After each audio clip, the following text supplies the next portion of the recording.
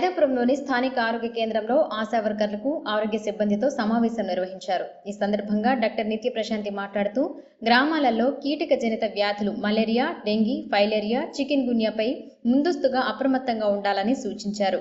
లక్షణాలను ముందస్తు జాగ్రత్తతో కనిపెడితే ప్రమాద పరిస్థితుల నుండి వ్యాధి సోకిన వారిని రక్షించుకోవచ్చునని చెప్పారు. వ్యాధి ప్రబలకుండా గ్రామాలలో ఖచ్చితమైన చర్యలు చేపడితే వ్యాధి సోకకుండా జాగ్రత్త తీసుకోవచ్చునని సమావేశంలో సిబ్బందికి సూచించినట్లు చెప్పారు.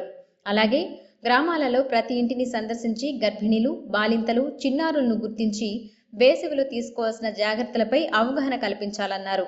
అలాగే దీర్ఘకాలిక వ్యాధిగ్రస్తులపై ప్రత్యేక శ్రద్ధ చూపాలని చెప్పారు. ఈ కార్యక్రమంలో ఆరోగ్య అధికారులు పుష్పమ్మ, వెంకటేశ్వర్లు, శ్రీనివాసులు, బాబురావు, ఆశా ఏఎన్ఎంలు పాల్గొన్నారు.